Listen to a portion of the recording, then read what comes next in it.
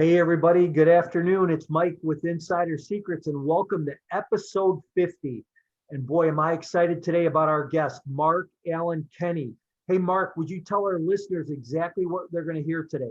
Yeah, absolutely. We're going to talk about finding smaller multifamily properties, maybe in that 20 unit range, a really great asset to add value. And then we're also going to talk about coaching and education, the importance of reaching out for mentorship, self-educating yourself, and just taking your business to the next level. Perfect. Those are the things that I always talk about. Remember, episode 50, listen in, and we'll see you inside. Welcome to this week's edition of Insider Secrets, the show that turns multifamily investing into reality. Each show we interview guests who are seasoned professionals, actively closing and managing real estate deals. Your host, Mike Morawski, has more than 30 years of multifamily real estate investing and property management experience. Mike is the founder of My Core Intentions and has been involved in over $285 million of transactions. Focuses on helping you create short-term cash flow and long-term wealth. Here's your host, Mike. Hey, everybody. Welcome back. It's Mike, your host of Insider Secrets, and we're brought to you by My Core Intentions. My commitment at My Core Intentions is to invest in you, in my client's future through education, information, wisdom, and knowledge, right? Teaching you how to create short-term cash flow and long-term wealth, and help empower you to practice sound real estate investing principles that will grow your business and help you to live a balanced lifestyle. And I know today that my guest is going to be able to take us in a direction around that conversation as well. All right. Hey, I'm excited today about our guest. Our guest today is Mark Allen Kenny. Mark, could you say hi to our listeners? Hey, everybody. Thanks for having me today. I'm glad you're here, Mark, for sure. Hey, Mark is the founder and CEO of Stellar Investment Group. He started in 2015 by buying and selling undeveloped land in upstate New York. After half a decade of flips, rehabs, and managing multifamily rehab projects, Mark began acquiring 20 to 100 unit apartment buildings in the Midwest. Hey, listeners, this is what I always talk about, small multifamily, right? Well, look, today, Mark focuses on growing generational wealth for his investors and partners. In addition to providing investor-friendly deal structures, Stellar Investment Group focuses on capital preservation and predictable cash flow for generational wealth. So listen, this is about creating short-term cash flow and long-term wealth. I think today's show is just going to be so important for everybody to listen to. Mark, thanks for being here. I really appreciate it.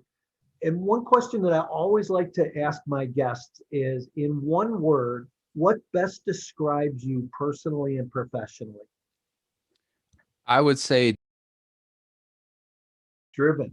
yeah, I've always been very driven. I got into real estate in 2015, but before that, whatever project or thing I was building at the time, I'm always driven by just creating things and seeing results. So I think that's one of many words that would describe me, but that's probably one of my favorites.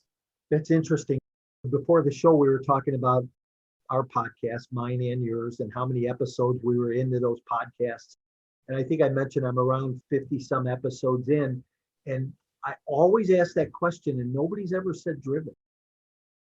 And it's really funny about how many people always have a different word, and there's never a couple people that have the same one. So I appreciate that. And that's that hustle, right? Roll your sleeves up, dig in, and go for it. And, Yeah.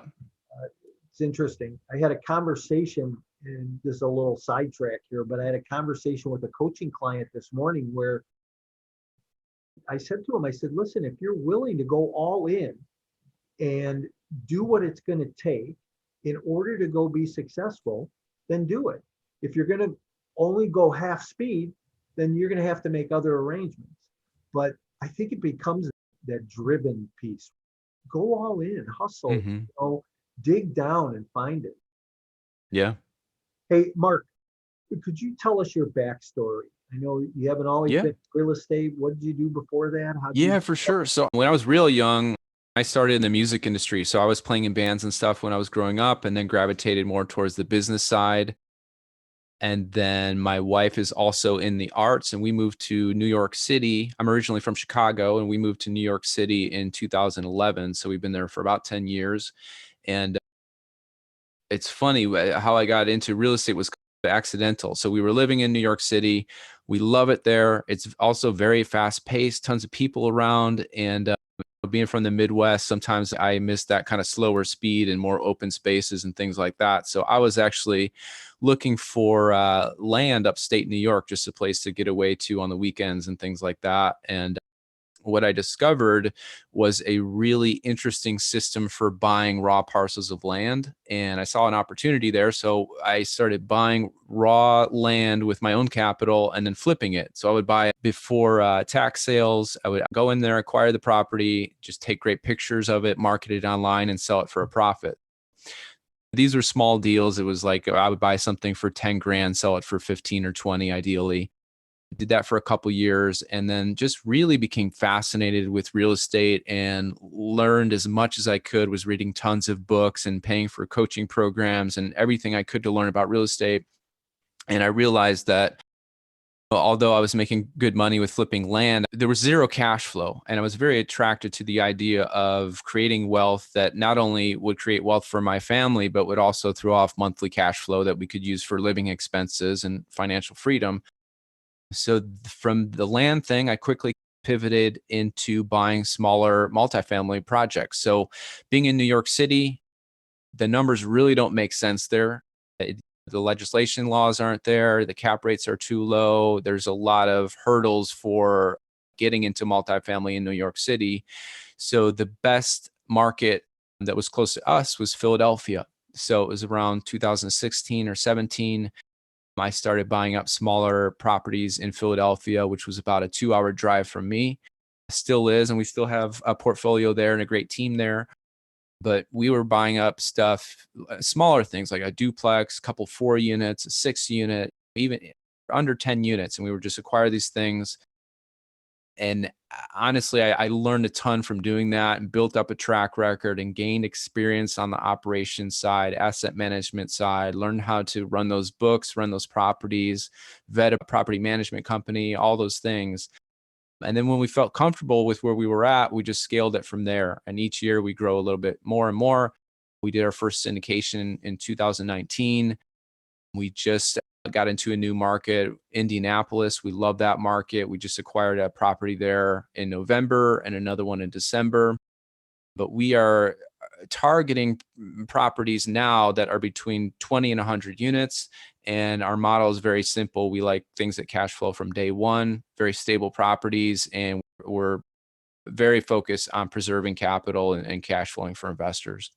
Boy, Mark, you and I must be because we're both from Chicago, but it seems like we have the same logic and same thought process. So first, you talked about so many things in that little dialogue that we could circle back on. But the first thing is raw land, right? I always say that, hey, I was told early on in my real estate career that God's not making any more dirt to buy raw land. And I learned very quickly that I wasn't going to make money in land. I needed to have something that was income producing, because that land piece tends to be an alligator, but you seem to have figured out a way to capitalize on it. Mm-hmm. And go ahead. Yeah, I mean, my whole job really is to find value and uncover value and arbitrage and just find opportunities. So as I was looking for land for myself, anyone can look online and see what land is selling in a specific area. And in the process of educating myself and hiring coaches and people who are also doing this sort of thing, what I learned is that anytime a county is going to foreclose on a property, they will list that in the newspaper. So there's a period of time before they announce it and before it gets foreclosed on. A lot of these landowners, they don't care. It was a relative's piece of land that was passed down. They don't want to pay the annual taxes on it. They don't know what to do. They don't think it's worth the time to try and sell it. So they're happy to just let it go. So once it's published in that newspaper, if I send them a letter or reach out to them and say, hey, this is your tax bill. I can pay that off and give you additional cash for your land. A lot of people are interested in that because they didn't care anyway. They were going to let it go, but now they get to sell it to me and get some cash from that. So I found the opportunity there. And it wasn't the type of thing where I was land banking and buying large parcels of land and holding it for 20 years. It was a very quick kind of flip, like 6 month flip or something. So I would acquire the property, take beautiful pictures of it, post it online for what I knew it was worth. And then ideally we would sell it pretty quickly. That's interesting. So here's really what I want my listeners to zone in on today. And a couple other topics that you talked about here: education, small multifamily, and how to zero in on those deals. But education, you mentioned you went and educated yourself and listened to seminars and books and tapes. And you know what? This is what I always talk to people about: being a sponge. You have to be a sponge, take in as much as you can take in and start to execute. And that's really what I see that you've done. Can you talk some more about that? Yeah, absolutely. You never know what you don't know. And I think as far as I used to have a pretty fixed mindset where I wasn't open to new information, or I was uncomfortable with the idea that I was wrong, or it was difficult for me to ask advice from somebody who was doing the thing that I wanted to do. And in the process of being so driven and goal oriented, I realized that all those things were liabilities and I needed to change, and I needed to seek advice and to reach out to mentors and to reach out to people that had that experience and that track record and could teach me something and could teach me what I wanted to do and how to get there.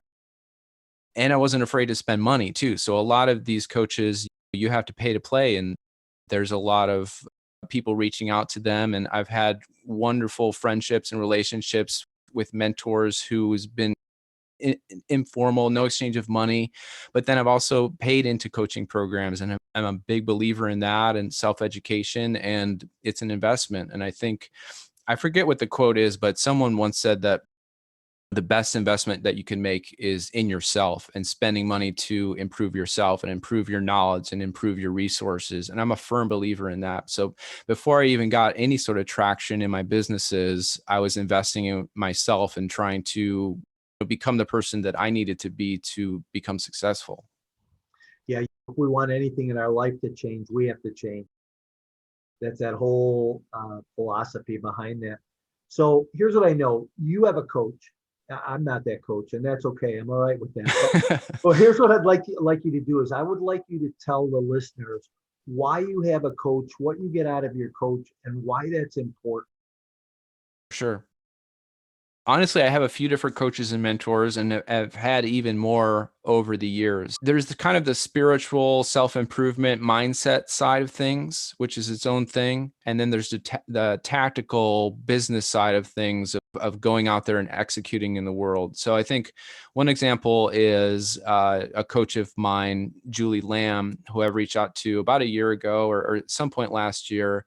And as we were scaling and knew that we had the expertise and operational experience to do larger and larger deals, we were missing a little bit of the equity component. And I knew that I had to get better at raising money. And she was great at it. And she's raised money for Joe Fairless and all these other groups. And that's their expertise, is really that marketing side and connecting with investors and really getting on the same page with people who want to invest passively in syndications and just scaling a syndication business. So that's a great example of an area where I needed some guidance with, and reached out to Julie, and she's helped me quite a bit with getting a better website up and communicating with investors and just building that investor base to scale. Yeah, interesting. And so sometimes it's good to get a coach that is specific in an area that you're working on. Let's talk about multifamily. And it seems like you like that small multifamily space. And I've been saying for the last few months, and I think we're going to see this for the next period of time, that there's big opportunity in small multifamily. And I talk about from the 2 unit to the 15, 20 unit deals. Mm-hmm. I think for the fix and flipper in that space, in and out 15, 18 months, that there's some really huge opportunity done. Talk about that. Talk about, Yeah, buy and hold. Where are you at in that strategy? What sure. makes sense for you? So, yeah, for sure. So, my podcast is called How to Buy Giant Apartment Buildings. I'm going to say that again. And the reason for that is because we would love to do those larger deals. If we could go out and acquire 200, 250 units every quarter, we would love to do that. But we can't because there's way too much competition there. You're competing with institutional shops. You're competing with people who are getting debt that's much, much lower than the average investor can get. So they're able to pay much higher prices. So, like I said earlier, my job is to uncover value and find opportunities. And I agree 100% with you that those opportunities are in the smaller multifamily. So when you've got these smaller kind of 20 unit buildings or within that range, a lot of times that's a single owner, and a single owner, they could have a divorce or be getting older in age and don't want to run the property anymore. It's a lot of these are mom and pop owners where they're still recovering from issues with COVID. They're not sure to handle it. They're not giant corporations that you're trying to compete with. They're people with real life problems that you can relate to.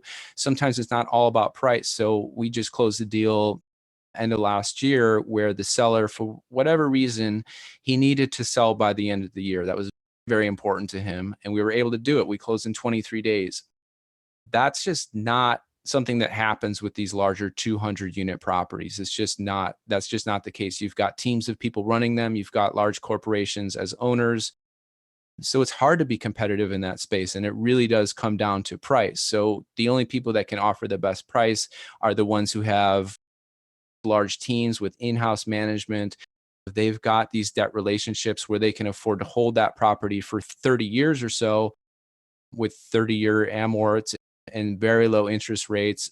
And so the deals that those larger shops are able to do just doesn't make sense for the average investor. So if you're trying to run your own business or even get started, I think that smaller multifamily, there's a lot of more opportunities to get in there, find value.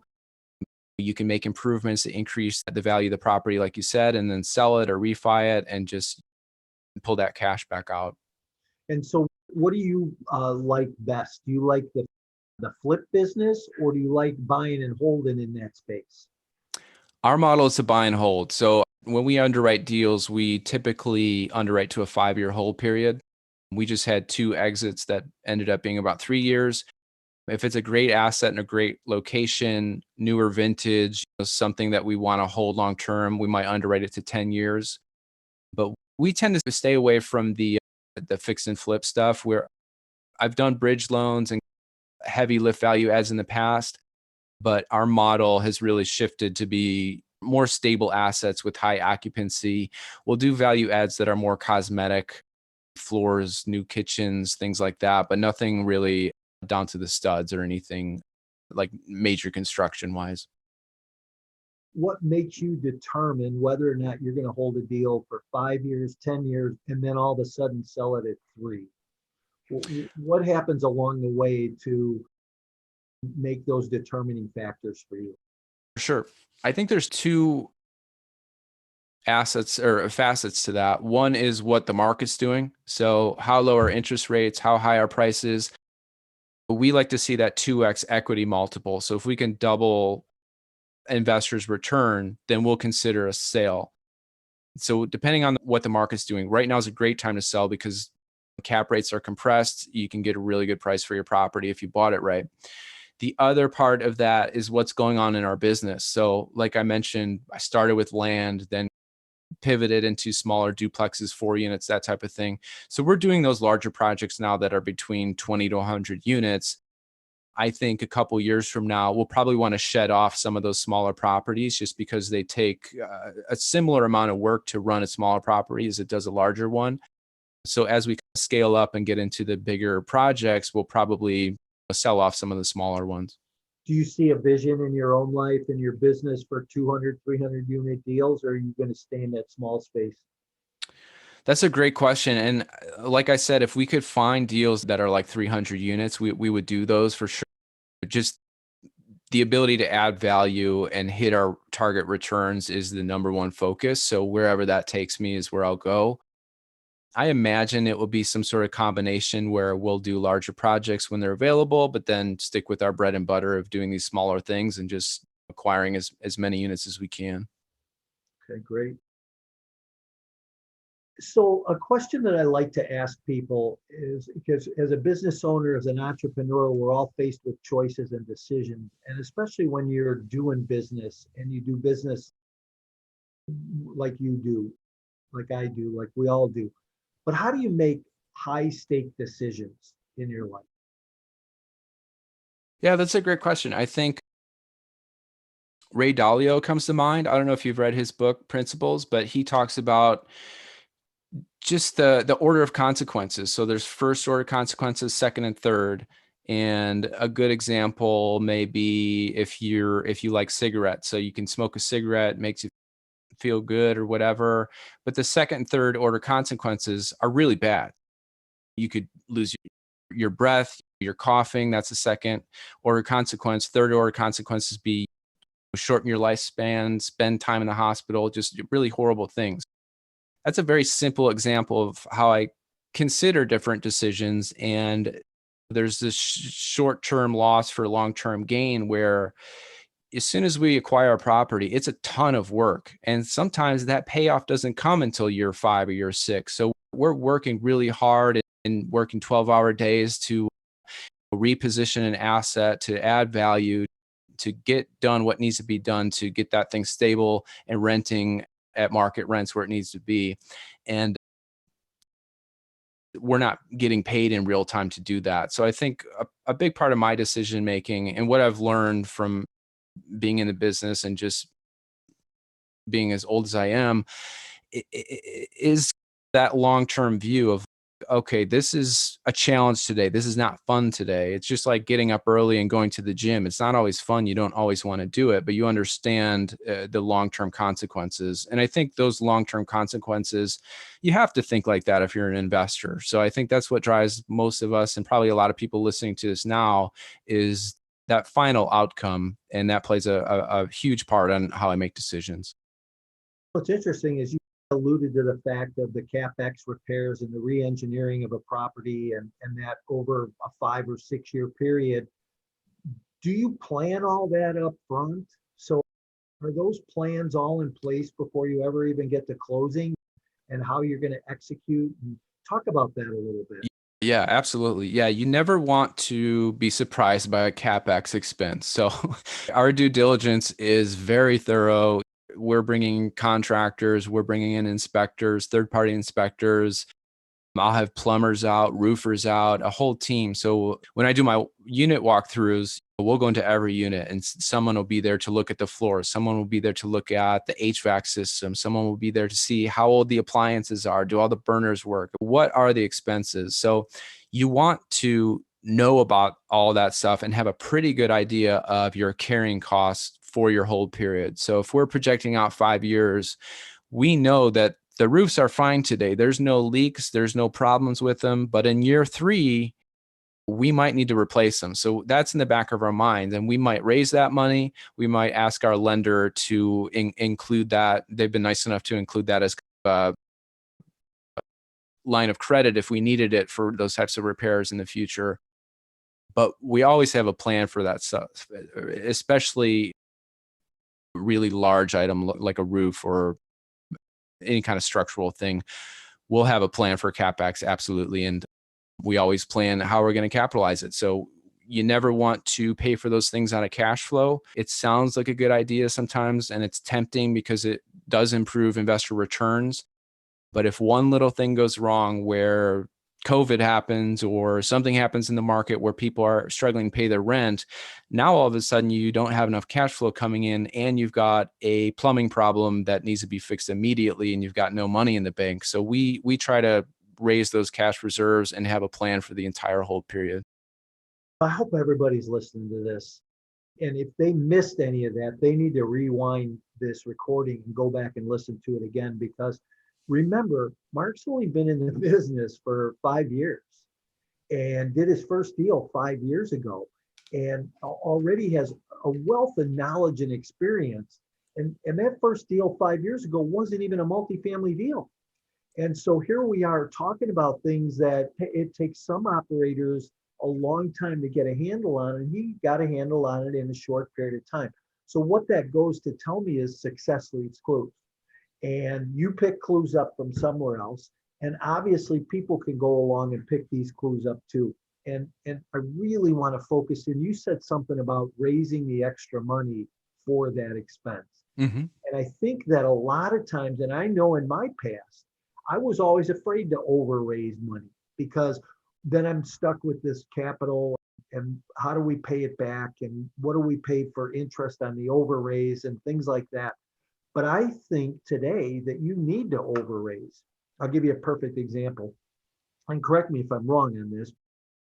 In 2008, we hit a wall, right? The markets went, sideways and people moved out of apartments and vacancies dropped. When you run your due diligence on a property, you figure a 10%, 12% physical and economic vacancy factor.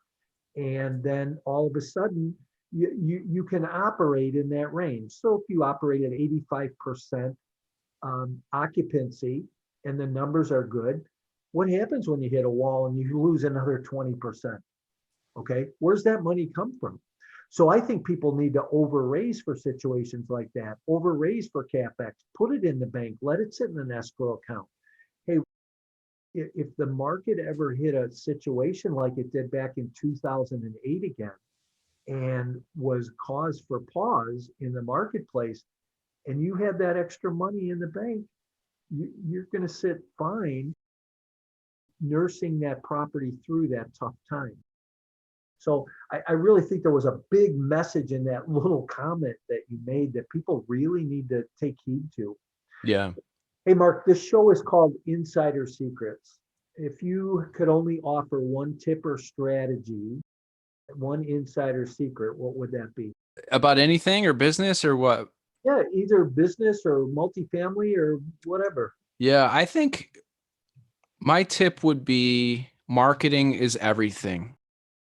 And I say that because one thing I've learned over the years is that, and when I say marketing, I apply that to any kind of communication. So if you're having a conversation with an investor, it's marketing. And if you're sending a financial report, what does it look like? Is it handwritten, scanned with your phone, or is it a beautiful P&L statement with your logo on the front that's easy for investors to understand? All that stuff matters because if they get an email from you and it doesn't look as good as your competitors, that's a problem. That's going to hurt your business. So marketing is very important. And it's something that I inherently always understood. So if you're sending direct mail, like when I was starting out and was sending letters to landowners, those were really well written. Sometimes they were handwritten. And I understand the marketing behind that rather than just a flimsy postcard that says, I'll buy your land for cheap or something like that. It's all those little nuanced things. It's how we communicate as people. And real estate is such a relationship business and a people business that if you're not good at marketing, that you should either hire someone who is, or go seek out a coach or someone who can help you with your marketing and help you with your blog posts and your website and all these things, because they really are important. Yeah, absolutely. And I always say that you need to be a marketing company first, wrapped in a syndication blanket, a multifamily blanket, a property management blanket, a real estate sales blanket, whatever space you're in, you need to be a marketing company first. That was a great tip. Best technology or software advice you could give today? We've really been using Airtable lately. And then also we just tried out Monday.com. So these are like project management systems that help us keep track of daily tasks, weekly tasks. And I really like it. It's a nicer, cleaner looking version of an Excel spreadsheet or something, but it gives you options to run a team and to run a project, and anything from keeping track of unit turnovers to what employees might be working on. I like both those sites. So one is called Airtable and the other is called Monday.com. Nice, interesting. And a couple fun questions I always like to ask people when we're getting towards the end is Yeah. Favorite tourist attraction, I would say New York City. So We live in New York, but I highly recommend people come visit and see all there is to see in New York. It's a really cool city, and there isn't one tourist attraction in New York. Just spend a couple days and go look around, and you'll see some pretty cool stuff. Cool. Best book you ever read? I'm actually a big believer in Buddhism, and one book that's always stuck with me is Zen Mind, Beginner's Mind. I will probably mispronounce the author, so I'm not even going to try, but that's a great book. Awesome. Thanks for that. And Mark, if people want to get a hold of you, how do they reach out to you? You want to talk about your podcast for a minute? How do people get in touch with you?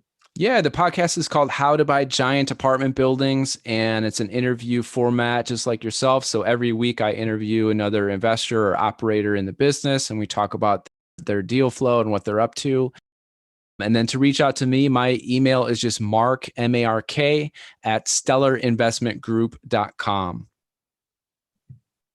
And we'll have that information in the show notes too, by the way. So, Awesome. Mark, I want to thank you for being here today. You're a wealth of knowledge, and really, I had no idea when we planned this that the synergy was going to be so close between what I teach and where you're at.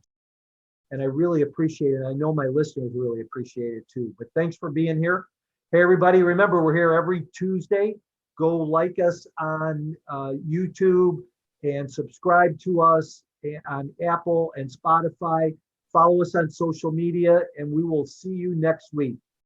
Thank you, Mike, and thank you for joining us for another great episode of Insider Secrets. As always, Insider Secrets is brought to you by My Core Intentions. Join us on social media and visit mycoreintentions.com, where you can get expert coaching on all things multifamily investing and property management. We're looking forward to having you back again next week for more Insider Secrets.